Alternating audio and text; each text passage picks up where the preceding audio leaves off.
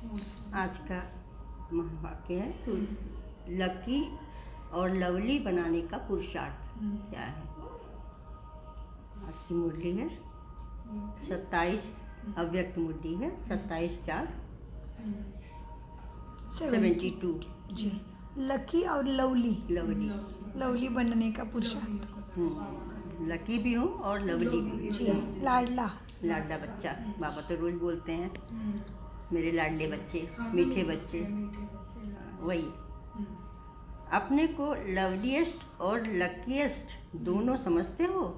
बाबा पूछ रहे हैं। जी।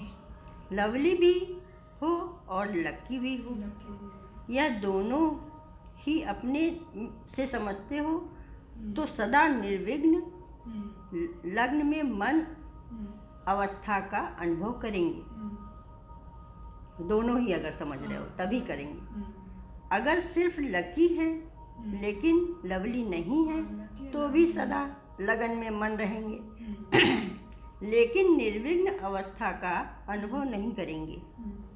और सिर्फ लवली है लकी नहीं तो भी जो अवस्था सुनाई उसका अनुभव नहीं कर पाएंगे। इसलिए दोनों की आवश्यकता है। बाबा कह रहे हैं दोनों की आवश्यकता है, एक से काम नहीं चलेगा। लवली और लकी दोनों की प्राप्ति के लिए मुख्य 3 बातें आवश्यक हैं। कौन कौन सी 3 हैं? अगर वह तीनों बातें अपने में अनुभव करेंगे तो लकी और लवली जरूर होंगे। वह 3 बातें कौन कौन सी हैं? बाबा बता रहे हैं जिससे सहज ही यह दोनों स्थित अनुभव कर सकते हो। लक को बनाया भी जा सकता है, वह बना हुआ होता है।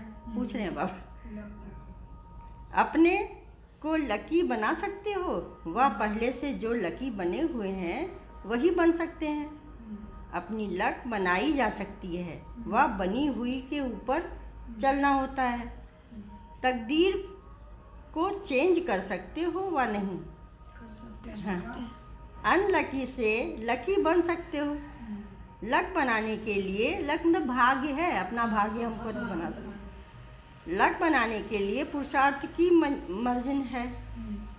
हाँ, तकदीर जगा कर आए हो, वह तकदीर जगाने के लिए आए हो। तकदीर जो जगी हुई है वह साथ ले आए हो ना, साथ ले आए हो ना, फिर क्या बनाएंगे? तकदीर जो जगा कर आए हैं उस पर अनुसार ही बाप के बने, लेकिन बाप के बनने में ही तकदीर की बात है ना। जब बाप के बने तभी तो हम लोग भाग्यशाली थे, तभी तो बाप के बने। तकदीर बनाकर भी आए हैं और बना भी सकते हैं। ऐसे जब कोई बात पर ज़्यादा पुरुषार्थ कर लेते हो तो अपने अंदर से कब संकल्प आता है कि मेरी तकदीर तो यही देखने में आता है। पुरुषार्थ के बाद भी सफलता नहीं होती है तो समझते हो ना तकदीर में यह ऐसा है। सफलता न मिलने का कारण क्या है? अपनी रीति से पुरुषार्थ किया फिर भी सफलता नहीं मिलती तो फिर क्या कहते हो ड्रामा में ऐसा ही है। तब हम लोग कहते हैं ना ड्रामा में ऐसा ही है। तो ड्रामा का बना हुआ लक ही ले आए हो ना। पुरुषार्थी को कभी भी यह समझना नहीं चाहिए कि मेरे पुरुषार्थ करने के बाद कोई असफलता भी हो सकती है। सदैव ऐसा ही समझना चाहिए कि सफलता मेरा पुरुषार्थ तो किया, वह भी कभी भी व्यर्थ नहीं जा सकता। बाबा का वो है ही ना, वरदान भी रहता है और माँ का सफलता मेरा जन्म सिद्ध अधिकार है। बाबा की मुरली में कई बार आता है। अगर सही प्रकार से पुरुषार्थ किया तो उसकी सफलता अब नहीं तो कब मिलनी जरूर है। आज नहीं मिलेगा लेकिन थोड़े दिन बाद मिलेगा। तुरंत पुरुषार्थ करते जाओ। हाँ, ये थोड़ी है कि तुरंत अभी की और दवा। हाँ, ऐसे है।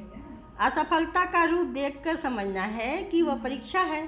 परीक्षा आती है अपनी, इससे पार होने के बाद परिपक्वता आने वाली है तो वह सफलता नहीं है, लेकिन अपने पुरुषार्थ के फाउंडेशन को पक्का करने का एक ही साधन है। बाबा के पुरुषार्थ करते रहो, यही साधन है। बाबा की याद में रहो। हाँ, कभी भी कोई चीज़ को मजबूत करना होता है तो पहले उसके फाउंडेशन को ठोका जाता है। कोई भी बिल्डिंग मतलब फाउंडेशन मजबूत की जाती है ना, हाँ, ज़्यादा उसमें ठोक ठोक कर पक्का किया जाता है। वह ठोकना ही परिपक्वता का साधन है। तो कभी अपने व्यक्तिगत पुरुषार्थ में व संगठन के संपर्क में व ईश्वरीय सेवा में, तीनों प्रकार के पुरुषार्थ में बाहर का रूप असफलता का दिखाई भी दे तो ऐसे ही समझना चाहिए कि असफलता नहीं लेकिन परिपक्वता का साधन है। कभी लगे ऐसा तो ऐसा जैसे सुनाया था कि तूफान को तूफान न समझकर एक तोहफा समझना चाहिए। बाबा हमेशा कहते हैं तूफान मत समझो, तोहफा समझो। नैया में झोंके आते हैं लेकिन वह आगे बढ़ाने का एक साधन है। इसी प्रकार का असफलता में सफलता समाई हुई है, यह समझकर आगे बढ़ना चाहिए। यह अपने में समझो कि असफलता में ही सफलता मिलेगा, हम गिरेंगे नहीं तो संभलेंगे कैसे। हाँ, इसी प्रकार असफलता में सफलता समाई हुई है, यह समझकर आगे बढ़ना चाहिए। असफलता शब्द ही बुद्धि में नहीं आना चाहिए। अगर पुरुषार्थ सही है तो अच्छा सुना रहे थे कि लकी और लवली बनने के लिए 3 बातें आवश्यक हैं। वह कौन सी? पहले सोचो लक कैसे बना सकते हैं।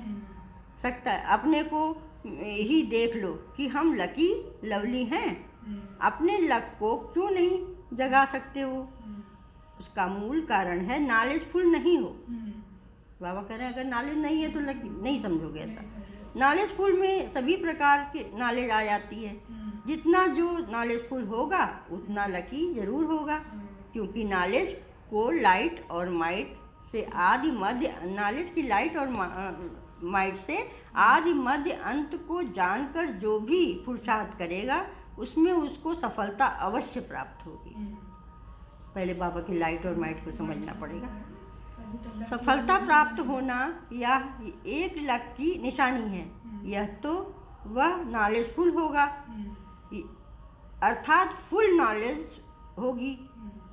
फुल में अगर कोई भी कमी है तो लकीएस्ट में भी नंबर 1 है। नॉलेजफुल है तो लकीएस्ट भी नंबर 1 होगा।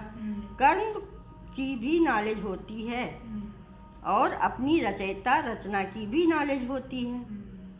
चाहे परिवार चाहे ज्ञानी आत्माओं के संपर्क में कैसे आना चाहिए उसकी भी नॉलेज होती है। नॉलेज सिर्फ रचयिता और रचना की नहीं बल्कि लेकिन नॉलेजफुल अर्थात हर संकल्प और हर शब्द हर कर्म में ज्ञान स्वरूप, उसको भी नॉलेजफुल कहते हैं। दूसरी बात, जितना नॉलेजफुल होगा उतना ही केयरफुल भी होगा। जितना केयरफुल होगा उतना ही उसकी निशानी चेयरफुल होगा। अगर कोई केयरफुल नहीं तो भी लवली नहीं लगेगा। अगर कोई केयरफुल नहीं तो भी लवली नहीं लगेगा। जो केयरफुल नहीं रहता है उससे समय प्रति समय अपनी व दूसरों के संपर्क में आने से कोई न कोई छोटी बड़ी भूल होने के कारण न स्वयं लवली हो रहेगा न दूसरों को लवली बना सकेगा। इसलिए जो केयरफुल होगा वह चेयरफुल जरूर होगा। ऐसा नहीं समझना चाहिए, समझना कि केयरफुल जो होगा अपने पुरुषार्थ में अधिक मग्न होने के कारण चेयरफुल नहीं बन सकता। ऐसी बात नहीं है। केयरफुल की निशानी चेयरफुल है तो वह तीनों ही क्लेरिफिकेशन व बातें अगर हैं तो लकी और लवली दोनों बन सकते हैं। एक दो के सहयोग से भी अपनी लक को बना सकते हैं, लेकिन एक दो का सहयोग तब मिलेगा जब केयरफुल और चेयरफुल होंगे। अगर चेयरफुल नहीं होता तो सक्सेसफुल भी नहीं होगा। केयरफुल और चेयरफुल तो सक्सेसफुल अर्थात लकी हैं। तो यह 3 बातें अपने को देखो, अपने को चेक करो। अगर तीनों ही ठीक परसेंटेज में हैं तो समझो कि हम लकी और लवलीएस्ट दोनों हैं। अगर तीनों हैं, तीनों गुण। अगर परसेंटेज में कमी है तो फिर यह स्टेज नहीं हो सकती है। अब समझा? बाबा बोल रहे हैं अब समझा? जी बाबा। निशानी क्या है? जी। कुछ मुख से ज्ञान सुनना इतना प्रभाव नहीं डाल सकता है। सदैव चेयरफुल चेहरा रहे, दुख की लहर संकल्प में भी ना आए। हाँ, हमेशा मुस्कुराता हुआ चेहरा, उसको कहा जाता है चेयरफुल। जी। तो अपने चेयरफुल चेहरे से ही सर्विस कर सकते हो। पहले अपना चेहरा ही मतलब मुस्कुराता हुआ, मुंह गिरा हुआ होगा तो दूसरा भी तो नहीं, दूसरे को क्या देंगे? अपना चेहरा, इसीलिए सब लोग कहते हैं कि ब्रह्मा कुमारी जाते हैं तो परियां जैसी लगती हैं, सबके चेहरे पे हंसी रहता है, फरिश्ता लगते हैं। हाँ, तो वही बाबा कह रहे हैं कि अपना चेहरा पहले खुशनुमा रखो, चेयरफुल हो तो आप चेयरफुल चेहरे से ही सर्विस कर सकते हो। जैसे चुंबक के तरफ ऑटोमेटिकली आकर्षित होकर लोहा आ जाएगा, उसी प्रकार सदा चेयरफुल स्वयं ही चुंबक का स्वरूप बन जाता है। उसको देखते ही सभी समीप आएंगे, समझेंगे आपकी दुनिया में, जबकि चारों ओर दुख और अशांति के बादल छाए हुए हैं, ऐसे वायुमंडल में यह सदा चेयरफुल रहते हैं। अभी संत लोग आए थे तो ऐसे ही कह रहे थे ब्रह्मा कुमारी में, तो वो लोग कहते हैं यहाँ तो सब हंसते ही रहते हैं, दुनिया में ये सब हो रहा है, यहाँ सबके चेहरे पे हंसी है। हाँ, वो बाबा के बच्चे हैं ना, तो सब हंसते ही रहते हैं बाबा के। अशांत है यह क्यों और कैसे रहते हैं, वह देखने की उत्कंठा होगी। जैसे जब बहुत तूफान लगते हैं तो वर्षा पड़ती है, तो उस समय लोग वहाँ बारिश तूफान से बचाव देखते हैं, वहाँ न चाहते भी भागते हैं। स्थान कोई बुलाता नहीं है, लेकिन वायुमंडल प्रमाण वह सेफ्टी का साधन है, तो लोग जरूर वहीं भागेंगे। अपने इष्ट के पास होगा। अपने आँख को बचाने के लिए उस स्थान का सहारा लेते हैं, खींच कर आ जाते हैं। तो ऐसे ही समझो, वर्तमान समय चारों ओर माया का तूफान और दुख के बादल गरज रहे हैं। ऐसे समय में हाँ, सेफ्टी के साधन को देख बाबा के पास ही जाना एक सेफ्टी है। हाँ, तूफान आता तो अपने हाँ, बचने के लिए कहीं जाते हैं ना, ऐसे ही साधन को देख अपनी तरफ आकर्षित होंगे। यह आकर्षित करने वाला बाहर का रूप कौन सा है? चेयरफुल चेहरा। ये चेयरफुल चेहरा देखकर लोग आएंगे, तो उनके लवली और लकी दोनों होना चाहिए। कहाँ कहाँ नॉलेजफुल है, केयरफुल भी है, लेकिन चेयरफुल नहीं। केयर करते हैं, केयर करते करते चेयर छोड़ देते हैं, तो चेयरफुल नहीं बन सकते। इसलिए जो दोनों का होना चाहिए वह नहीं होता, दोनों ही अपने में धारण करना चाहिए। इसके लिए मुख्य पुरुषार्थ व अटेंशन का केयर किस बात में रहे, जो वह तीनों बातें सहज ही अपने में ला सकें। केयर करते करते चेयर ना छोड़ो। मतलब बाबा कहते हैं सबका ध्यान रखते हो, सब करते हो, लेकिन उन्होंने कुछ मिस्टेक किया तो आपका मूड ऑफ हो जाता है, आपका मूड ऑफ होगा, चेयरफुल नहीं रहता, नहीं तो रहता, हो गया उसमें एक विशेष वजह से लॉस हो रहा है, दोनों नहीं बन पा रहे हैं। वह जानते हो, केयरफुल तो होना ही है, लेकिन मुख्य केयर किस बात की रखनी है, केयरफुल किन किन बातों में होते हैं। बाप ने क्या केयर किया जिससे ऐसा बना, वह मुख्य बात कौन सी है? आप लोगों की जो महिमा गाई है वह पूरी वर्णन करो। सर्वगुण संपन्न, 16 कला संपूर्ण, सर्वगुण निरकारी, मर्यादा पुरुषोत्तम। महिमा गाया हुआ है ना बाबा का जी। अहिंसा पूर्ण। जब मर्यादाओं का उल्लंघन होता है तब ही केयरलेस होते हो। आप लोगों के संपूर्ण स्टेज का जो गायन है, जैसे सीता को मर्यादा की लकीर के अंदर रहने की आज्ञा दी और कोई लकीर नहीं थी, लेकिन वह मर्यादा ही लकीर है। अगर ईश्वरीय मर्यादाओं की लकीर से बाहर निकल जाते हैं तो फकीर बन जाते हैं। अर्थात जो भी मतलब लॉस हुआ ना, सीता जी लकीर नांग गई तो इसीलिए उनका उदाहरण दिया गया है। हाँ, अगर ईश्वरीय मर्यादाओं की लकीर से बाहर निकल जाते हैं तो फकीर बन जाते हैं। अर्थात जो भी कोई प्राप्ति है उससे भिखारी फकीर बन जाते हैं। लीकेज फिर चिल्लाते हैं, जैसे फकीर चिल्लाते हैं, 2 पैसा दे दो, कपड़ा दे दो, ऐसे ही फिर मांगने लगते हैं। जो मर्यादा की लकीर का उल्लंघन करते हैं उनकी स्थिति फकीर के समान बन जाती है। तो वह कहेंगे कृपा करो, आशीर्वाद करो, सहयोग दो, स्नेह दो, मांगते रहते ना। जो गोया फकीर हो गए ना, लेकिन मेरा अधिकार है। हम तो बाबा से अधिकार से मांगते हैं ना, बाप मानते हैं बाबा को, तो अधिकार है हम बच्चों का। उसको कहेंगे बालक का मालिकपन। हाँ, बालक सो मालिक। हाँ, और मालिकपन, अधीन होकर मांगना। फिर कोई भी चीज मांगने वाले को फकीर ही कहा जाता है। तो यह जो मर्यादाओं की लकीर है, उससे अगर बाहर निकलते हैं तो फकीर बन जाते हैं। फिर मदद लेनी पड़ती है। वैसे तो जो भी बाप के बच्चे बन गए हैं वो लकी भी हैं, लवली भी हैं। वह स्वयं ईश्वरीय कार्य में मददगार हैं, न कि मदद लेने वाले। हम लोग कहते हैं ना कि बाबा कहते हैं एक मदद को आगे हाथ बढ़ाओ तो हम 100 कदम। हाँ, तो वो बाबा समझते हैं इस बात को, हम बच्चे भी समझते हैं। हाँ, न कि मदद लेने वाले। आप लोगों का मददगार बनने का चित्र भी है, मदद मांगने का नहीं है, मददगार बनने का चित्र है। भक्तों का चित्र मांगने का ही होता है। बालक सो मालिक जो है वह सदैव मददगार है। जो स्वयं को मददगार है वह मदद मांग नहीं सकते, वह देने वाले हैं, न कि लेने वाले। दाता कब लेता नहीं है, दाता देने वाला होता है। तो अपने आप को एक ही बाप अर्थात राम की सच्ची सीता समझकर सदा मर्यादाओं की लकीर में अंदर रहे। अर्थात या केयर करें तो केयरफुल रहेंगे, केयरफुल से ऑटोमेटिकली चेयरफुल बनेंगे।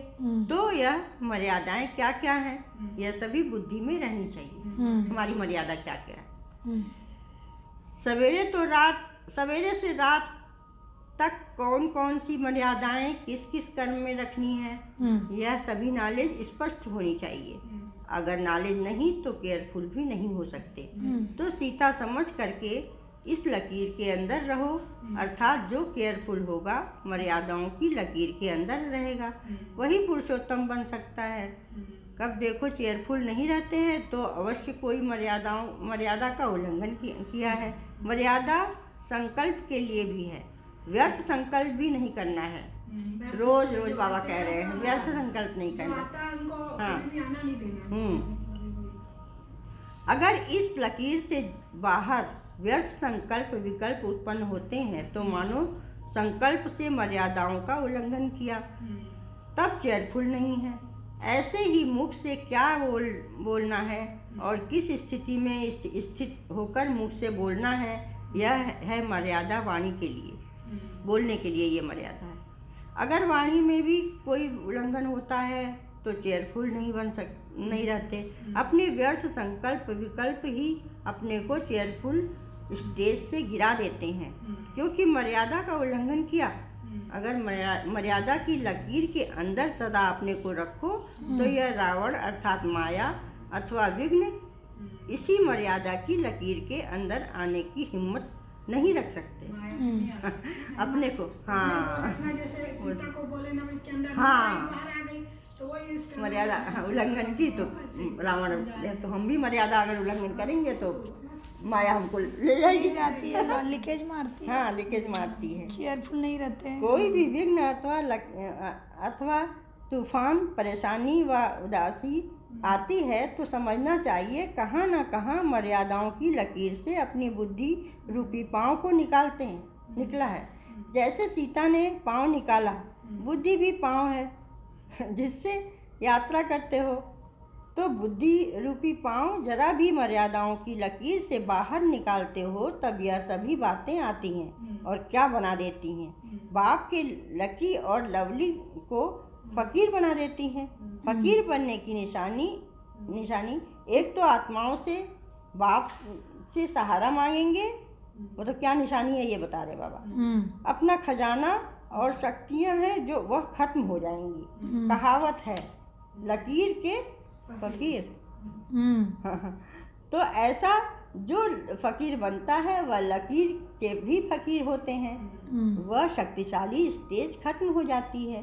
भले ज्ञान बोलता रहेगा, पुरुषार्थ करता रहेगा, परंतु लकीर के फकीर के समान अपनी बुद्धि नहीं लगाएंगे। लकीर के फकीर जैसा देख रहे हैं वैसे हाँ, ऐसा होगा। अपनी प्राप्ति का नशा व शक्ति जो होनी चाहिए वह नहीं रहेगी। भक्ति में भी लकीर के फकीर होते हैं, एक दूसरे को देख के ना पूजा करते हैं, बहुत लोग मंत्र पढ़ते हैं। तो ऐसे मर्यादाओं के लकीर को उल्लंघन करने वाले दोनों प्रकार के फकीर बन जाते हैं। इसलिए कभी फकीर नहीं बनना। बाबा कह रहे फकीर न बनो। इस समय जो विश्व के बादशाह बनेंगे उनके भी बादशाह हो। बाबा इतना ऊंचा बना रहे हैं कि बादशाहों के बादशाह हो तुम। जैसे राजाओं का राजा कहा जाता है, वह तो विश्व के राजा बनेंगे। उस समय की स्टेज को राजाओं का राजा कहा जाता है। लेकिन इस समय ब्रह्मापन की जो स्टेज है वह डायरेक्ट बाप द्वारा नॉलेजफुल बनने की स्टेज ऊंच है। तो ऐसे स्टेज को छोड़कर फकीर बनना शोभता तो नहीं है ना। बाबा खुद कह रहे हैं ऐसे स्टेज को छोड़ के तुम फकीर बनना चाहते हो क्या? नहीं। हाँ, इसलिए उस संकल्प और कर्म में यह चेक करो, अर्थात केयर करो, बाहर तो नहीं निकलते। अपने को चेक करो कि मुझसे बाहर तो नहीं निकलते। ऐसे अपने मर्यादा पुरुषोत्तम बनाओ। ऐसे मर्यादा पुरुषोत्तम बनने की तीव्र पुरुषार्थी, नॉलेजफुल, केयरफुल और चेयरफुल श्रेष्ठ आत्माओं को नमस्ते। अच्छा, हम सभी बच्चों का बाप दादा को याद, प्यार, गुड मॉर्निंग और नमस्ते प्यारे बाबा, नमस्ते। हम हैं सब सद्बुद्धि सब कुछ समझते, धारण करते और कराते। सार यही